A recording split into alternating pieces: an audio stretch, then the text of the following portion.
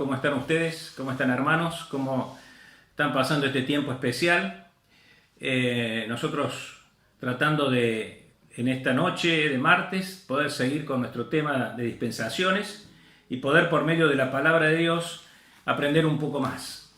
Acuérdense que habíamos estado viendo las dos primeras dispensaciones el martes pasado, que eran la dispensación de la inocencia y de la dispensación de la conciencia. Hoy vamos a ver la dispensación del gobierno humano y vamos a ver también, si Dios así lo permite, la dispensación de la promesa. Así que acuérdense que tienen un apunte que les llegó esta mañana por medio de WhatsApp. Sí, espero que lo hayan podido imprimir, si no también lo pueden abrir sin imprimirlo, pero si lo imprimen es mucho más práctico y el apunte está mucho más extenso de lo que nosotros vamos a poder hablar hoy en el video. Vamos a hacer un repaso general, esquemático, como lo hacemos siempre. Así que si tienen alguna pregunta, me la pasan por WhatsApp. Pues acuérdense, en el WhatsApp personal mío, ustedes me lo pasan. Ha habido hermanos que han preguntado algunos temas, yo he podido contestárselo, y si no, por el correo electrónico también, y tengo también material para poder mandarles así en forma digital. Bien, entonces vamos a hablar de esta dispensación que es la primera que vamos a ver, que es la tercera de la lista, que es la dispensación del gobierno humano, también llamada la responsabilidad civil. Esta es una dispensación especial que comienza después del diluvio. Acuérdense que nosotros dejamos en la última dispensación a Noé en el arca, con esa dispensación terrible que termina con el diluvio, y donde termina Dios con todos los hombres de la tierra y todos los animales de la tierra. Solamente se salva Noé, su familia, y esos animales que Dios había dicho que Noé tenía que hacer entrar en el arca. Estuvo lloviendo 40 días y 40 noches, toda el agua cubrió la tierra, acuérdense de eso. Y ya ha pasado más de un año y algo, y recién se ha podido asentar en Ararat el arca, y recién ahora le da a Dios, según lo que nos dice el capítulo 10 el capítulo 8 de Génesis. Según ahí, recién entonces Dios le va a dar a Noé y a su familia la orden de que bajen del arca. Dice el versículo 14 del capítulo 8 que en el mes segundo, a los 27 días del mes, se secó la tierra. Entonces habló Dios a Noé diciendo: sal del arca tú y tu mujer y tus hijos, y las mujeres de tus hijos contigo, y todos los animales, etcétera, etcétera. Ahí hace pie nuevamente en la tierra Noé, después de un año de estar en el arca con todos los animales. 400 años dura esta dispensación aproximadamente. ¿Cómo se saca este cálculo? Por medio de la genealogía de Sem. Sem, acuérdense que fue el primer hijo de Noé. Noé tuvo 3 hijos: Sem, Cam y Jafet. El primer hijo es Sem. De la genealogía de Sem va a nacer Abraham, que después Abraham va a ser el que va a dar comienzo a la otra dispensación que sigue, que es la de la promesa. Esta dispensación con Noé es otra de las dispensaciones que Dios hace con el hombre, con la humanidad, con la raza. Noé es el representante que queda, es el nuevo representante de la raza en este mundo que no es creado de nuevo, pero es refundado, por así decirlo. Esta es una creación refundada. La base bíblica está en Génesis capítulo 8, versículo 15 hasta el capítulo 11, versículo 9. Léanlo ustedes. En el apunte tienen todas las bases para que lean. Es importante leer estos capítulos. El personaje central es Noé. ¿Cuál es la responsabilidad asignada? La autoridad de Noé y sus hijos sobre la tierra postdiluviana. Una tierra nueva y una naturaleza nueva. Miren, hay algunas características de esta naturaleza que son importantes para ver. Cuando se asienta Noé allí en la tierra, ya no es igual que antes la naturaleza. Hay una nueva naturaleza, una nueva biosfera que cubre el cielo. Hay distintos gases: el oxígeno, el hidrógeno, el ozono. Tiene distintas características, no son como al principio. Ahora llueve, antes no llovía. Y fíjense que se van a dar las estaciones que antes no se daba, porque antes era todo como una especie de microclima que duraba para siempre. Ahora no. Y dice el versículo 22 del capítulo 8, dice: mientras la tierra permanezca no cesarán las sementeras y la siega, dice Dios, el frío y el calor, el verano y el invierno, y el día y la noche. Es importante esto porque cambia todo, el biosistema cambia todo, y el ecosistema también. Hay una nueva relación entre el hombre y los animales. Antes vivían en cierta armonía los hombres con los animales, el hombre con el animal, pero ahora el animal le va a tener miedo al hombre. Y hay también un cambio en la alimentación. Antes los animales eran herbívoros, ahora va a haber animales que van a ser carnívoros y animales que van a ser herbívoros. Y el hombre va a tener una modalidad omnívora en su alimentación, o sea que va a poder comer vegetales y también carne. Y también va a haber un acortamiento significativo de la expectativa de vida del hombre. El hombre va a vivir de promedio más o menos 120 años, como era lo que Dios había manifestado antes del diluvio de acuerdo a su voluntad. Así que fíjense qué interesante es esto. Esta es la nueva dispensación, donde el hombre tenía que, por medio de Noé, gobernar de acuerdo a las leyes de Dios. Y comienza en esta responsabilidad postdiluviana esta dispensación. Pero Dios va a dar algunos indicios de leyes para que el hombre comience a gobernarse con esa autoridad delegada de Dios. El hombre gobernando al hombre, pero con la autoridad delegada de Dios. Una de esas leyes es una ley que es para preservar la vida. Dice el capítulo 9, dice el versículo 6, el que derramare sangre de hombre, por el hombre su sangre será derramada. Fíjense, la pena de muerte a aquel que derramare sangre humana. Porque a imagen de Dios es hecho el hombre. Comenzamos a ver que hay algunas leyes. Bueno, tenía todo para ser feliz nuevamente el hombre, para estar bajo el dominio de Dios, pero los 3 hijos de Noé comienzan a multiplicarse y comienzan a llenar la tierra nuevamente y nuevamente se desvían de los principios de Dios. Nosotros vamos a ver el fracaso del hombre porque nuevamente el hombre quiere hacer lo que se le da la gana. Y entonces un día dice, vamos a ser grandes como Dios y vamos a hacernos una torre. Los descendientes de Can habían fundado una ciudad que se llamaba Babel. Y a ese les ocurre hacer una torre para llegar al cielo, para estar igual en las mismas alturas que Dios. Vieron que el hombre siempre quiere tener la misma posición de Dios. El hombre se quiere igualar con Dios. Y resulta que no lo puede hacer por lógica. Dios castiga al hombre. ¿Qué hace Dios? Les confunde las lenguas y aparecen los idiomas. Y aparece la dispersión de las 3 generaciones, o de la generación de los 3 hijos de Noé por todo el mundo. Y dentro de esa dispersión está la dispersión de su hijo Sem, que va a estar ahí en la zona de la Mesopotamia, y de ahí van a ser un descendiente que se va a llamar Abraham, que va a dar lugar a la cuarta dispensación, que es la dispensación de la promesa. Es interesante también tener en cuenta que en esta dispensación hay cambios sociales importantes. Se establece, como decíamos, algunos principios legislativos. La dispersión de Babel produce que haya cambios socioculturales en distintos lugares. Se forman y se fundan distintas ciudades, distintos reinos, distintas civilizaciones. Aparece la civilización egipcia, la sumeria, la fenicia, la siria. Son aquellas nuevas civilizaciones con nuevas culturas, con unas nuevas religiones en contra de los designios de Dios, idolatría. Empieza el hombre a adorar ídolos de barro, ídolos de piedra que no escuchan ni hablan, pero lo mismo se inclina hacia ellos, hace sacrificios que están totalmente en contra de los designios de Dios y se va degradando cada vez más el hombre. También aparecen las desigualdades sociales y el poder económico. Hay un descendiente de Can también que se llama Nimrod, que dice que fue el primer poderoso de la tierra. Y así va cambiando todo hasta que Dios dice basta. Y encuentra en una ciudad de Caldea, en la Mesopotamia, a un hombre que se llama Abraham. Y lo llama. Y le dice, vení, deja la casa de tu parentela y vení al lugar que yo te voy a mostrar.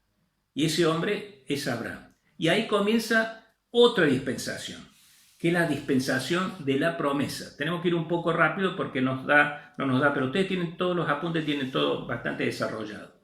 Allí está Abraham, en la nueva dispensación de la promesa. ¿Cuánto dura esta dispensación? Más o menos 430 años. ¿De dónde sacamos estos 430 años? El versículo que escribe Pablo cuando escribe a los Gálatas. Pablo está escribiendo a los Gálatas diciendo que desde la promesa hasta la ley hubo 430 años. Eso está en Gálatas capítulo 3, versículo 17. Véanlo y búsquenlo. Pero hay otros versículos más que nos hablan y están en el apunte de estos 430 años.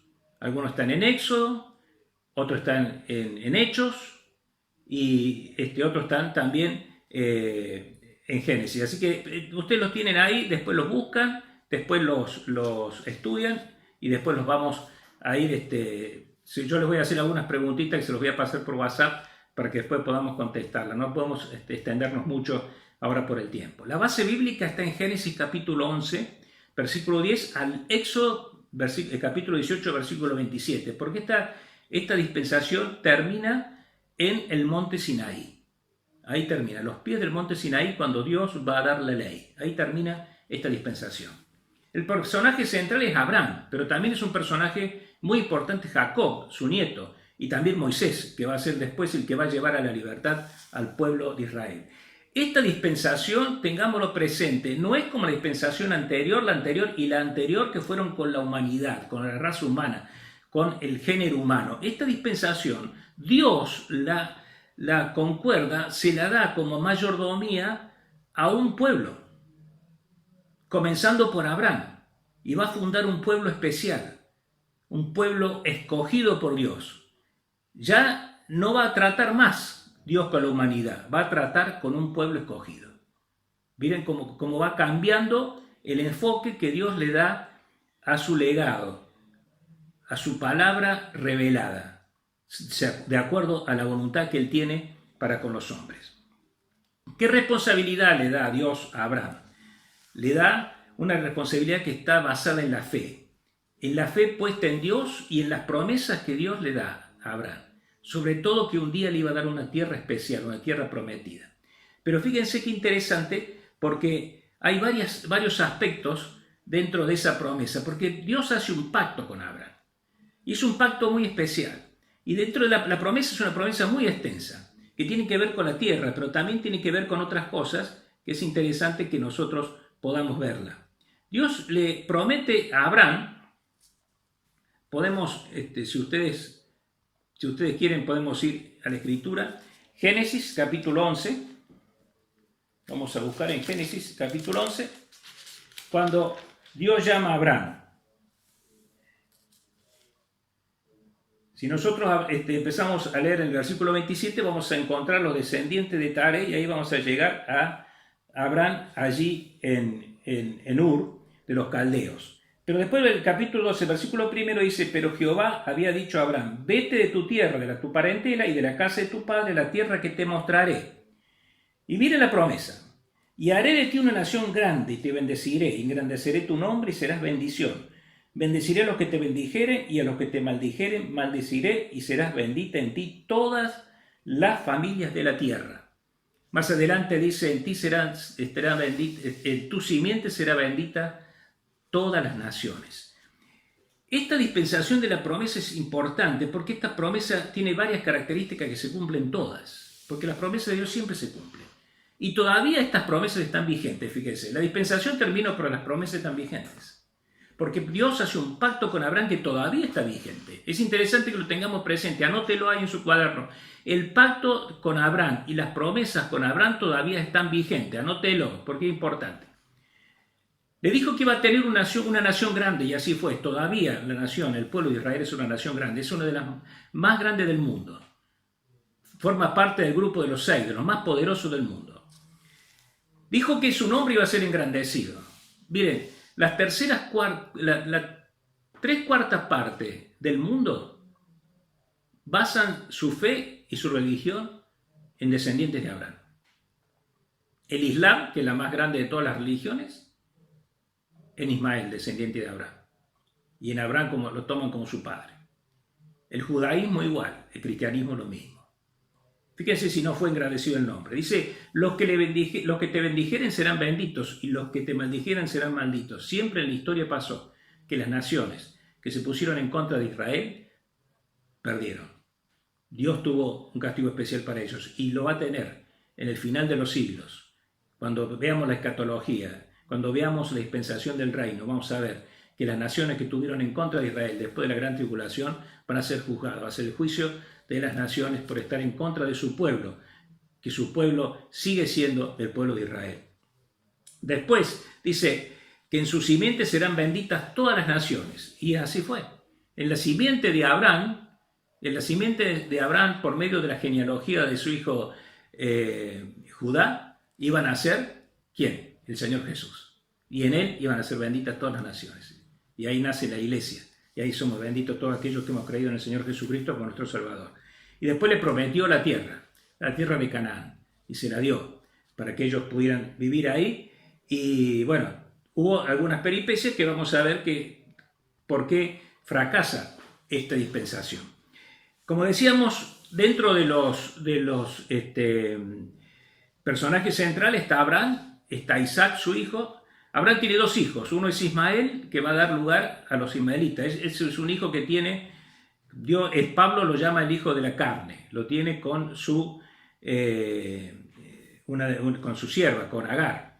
Pero está el hijo de la promesa, que es Isaac. Y del hijo de la promesa Isaac va a venir justamente la genealogía esa que va a ser tan grande, que va a ser más grande que las estrellas de los cielos y la arena del mar, como el Señor se lo dijo. De ahí va a salir Isaac. Isaac va a tener también dos hijos. Uno que va a ser Esaú y otro que va a ser Jacob. Esaú vende su primogenitura, es el mayor, pero son mellizos, pero primero nace Esaú. Pero vende su primogenitura por un plato de lentejas. Porque Esaú no tuvo en mucho su primogenitura, no tuvo en mucho la bendición de Dios de ser el primogénito. Y por un plato de lentejas lo vendió. Porque era una persona carnal, que no le interesaban las cosas del Señor.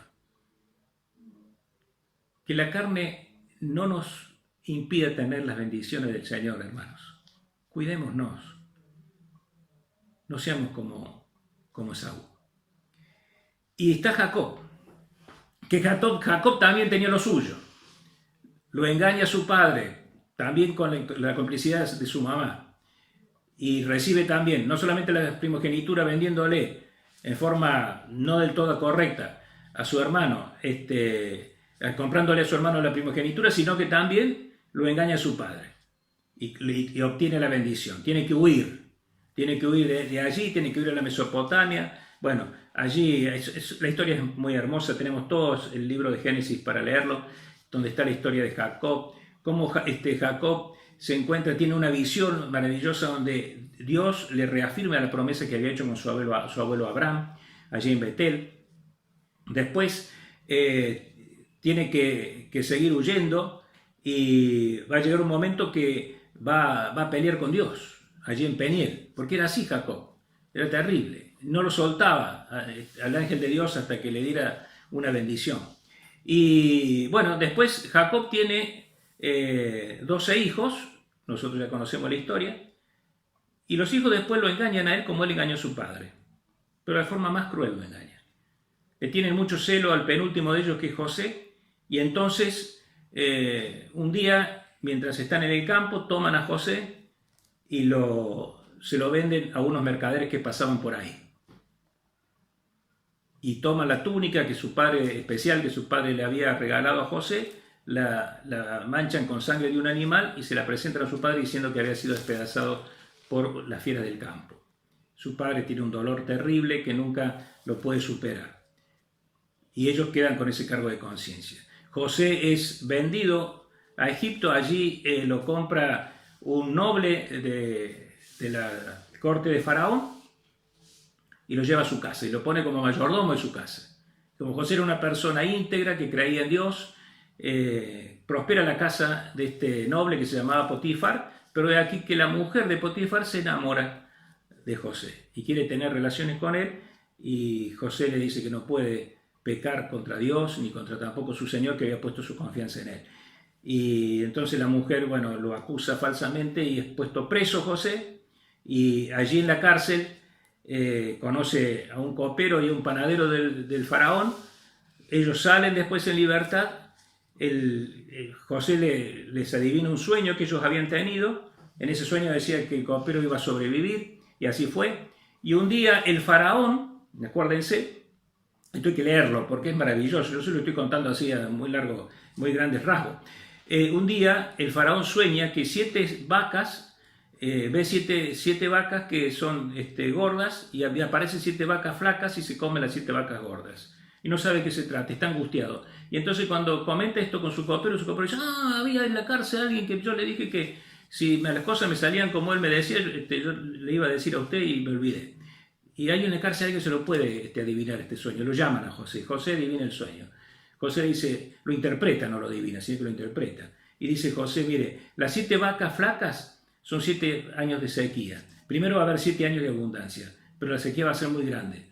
Va a haber que ahorrar para que podamos soportar la sequía. Y entonces lo convence a Faraón y Faraón ve en José una persona muy sabia y lo pone como gobernador. Después de él era el que más. Después de Faraón mandaba a José. Mientras tanto, allí en la tierra de Canaán está Jacob con sus hijos, con sus 11 hijos, porque había nacido uno más chico que José. Y bueno, sigue la historia, ustedes seguramente la conocen, ellos van a Egipto, allí se encuentran con José, José los reconoce, les perdona la ofensa que le habían hecho, todo el mal que le habían hecho, todo el sufrimiento, como debe hacer el cristiano. Perdonar a sus hermanos, no importa lo mal que nos hayan hecho, tenemos que saber perdonar. ¿Cuántas veces? 70 veces 7, decía el Señor. Todo lo que haga falta, siempre hay que perdonar. Siempre hay que orar por nuestros hermanos, no importa que nos hayan hecho mal, incluso por aquellos que no son nuestros hermanos, también hay que orar. Siempre hay que perdonar. El cristiano tiene que tener eso en el corazón, perdonar, porque el Señor nos perdonó. Por eso cuando oraba el Señor decía, perdónanos como nosotros perdonamos a nuestros deudores. Y José los perdona. Y los llama a su padre, vienen todos sus hermanos y van a vivir a Egipto. Y están viviendo en Egipto. ¿Y saben una cosa? Ahí empieza el problema. Se quedaron en Egipto, no se quedaron en la tierra prometida, como Dios les había mandado. ¿Cuánto tiempo se quedaron en Egipto? Más o menos se calcula 230 años. ¿Qué hacían en Egipto 230 años? ¿Será que les gustó? ¿Será que ellos vivían de otra forma? ¿Será que se deslumbraron con Egipto? Bueno, la cosa es que ellos van a recibir un juicio divino porque han echado a perder la dispensación, la mayordomía. Y ese juicio divino es la esclavitud. Llega un momento que aparece un faraón que no conocía de José, ni conocía de la historia que había pasado, ni los hebreos. Y los hebreos eran muchos, se habían multiplicado, eran más o menos más de 600.000, y estaban multiplicados, y todos los que habían nacido de esas 12 tribus estaban ahí, pero ahora ya no eran amigos. Ya estaban soyugados por los egipcios. Tenían que hacer ladrillos para el faraón. Miren, cuando nosotros nos dejamos seducir por el mundo, terminamos esclavizados, hermanos. Sí, a veces desestimamos las promesas de Dios y terminamos esclavizados. Que el Señor nos ayude. Estamos en un tiempo especial ahora, donde empezamos a revalorizar cosas que antes no valorizábamos y a darnos cuenta que algunas cosas que valorizábamos no tienen valor. En este tiempo de cuarentena hemos aprendido nuevamente a hacer el devocional todos los días. Nos hemos dado cuenta que tenemos que aferrarnos a la palabra de Dios. Los jueves hacemos el culto familiar, que cuánto tiempo hacía que no lo hacíamos. Con ansias esperamos que nos manden los videos de los mensajes. Cantamos himnos, mandamos canciones, mandamos audios, leemos la palabra, porque nos damos cuenta que esto es lo esencial. Lo otro, Egipto, el mundo y toda la seducción que tenía, no sirve de nada. Y eso es lo que le pasó al pueblo de Israel. Allí estaba en Egipto. Cuando se dieron cuenta estaban presos del sistema. Estuvimos presos mucho tiempo del sistema quizás. Dios nos ha llamado a un recogimiento para entender lo que es esencial y lo que es no esencial. Hermanos, que este tiempo nos sirva para eso. Allí está preso, cautivo el pueblo. Y empieza el libro de Éxodo a contarnos cómo era esa esclavitud. Pero Dios manda a alguien, a un príncipe. Alguien que era un niño hebreo, que cuando Faraón quiere matar a todos los primogénitos, a todos los niños que habían nacido en aquel tiempo, léanlo, es terrible la historia, pero también muy bonita. La mamá lo pone en una canastilla y lo larga por el río Nilo. Y va flotando la canastilla y le encuentra, ¿quién? La hermana del faraón. Y la hermanita de Moisés, porque Moisés se llamaba el niño, o le iban a poner ese nombre, la hermanita lo ve y ve que la princesa toma a ese niño Y entonces viene la hermanita que se llama María y le dice, yo conozco una mujer que te lo puede criar. Y le ponen de nombre Moisés porque estaba en una canastita. La canastita se llama, en hebreo es Moisés. Por eso llamamos nosotros esa cuna de mimbre, le decimos Moisés, de ahí viene el nombre. Y verdaderamente Dios hace un milagro maravilloso. Va criando ese niño y ese niño un día viene la princesa y se lo lleva de su casa de hebrea, de su humilde casa, y lo lleva a la corte. Y allí aprende las artes egipcias, la escritura, las artes marciales, aprende arquitectura, aprende la cultura egipcia, aprende a escribir. Pero llega un momento que Moisés se da cuenta que no es de ahí. Y entonces mira a su pueblo en esclavitud. Y dice la palabra de Dios que viendo que había un egipcio que maltrataba a un judío, él mata a ese egipcio y tiene que huir de la corte del faraón. Está 40 años allí en el desierto cuidando las ovejas de su suegro. Cuando es llamado en una zarza ardiente, Dios lo llama para que liberte a su pueblo. Y viene Moisés, con su hermano Aarón se presenta al faraón y le dice, deja que a nuestro pueblo, al pueblo de Dios, que salga. Y el faraón dice que no. Ustedes se acuerdan de la historia. Vienen 9 plagas terribles hasta que llega la última. Un día le dice Dios a Moisés, dile al pueblo lo siguiente, tomen un cordero y con su sangre van a pintar los marcos y los dinteles de la puerta. Y esa noche va a pasar el ángel exterminador. Y ustedes tienen que estar adentro. Pero no va a ser una noche especial, va a ser la noche de Pascua. En esa noche de Pascua, ustedes van a estar cenando la carne del cordero.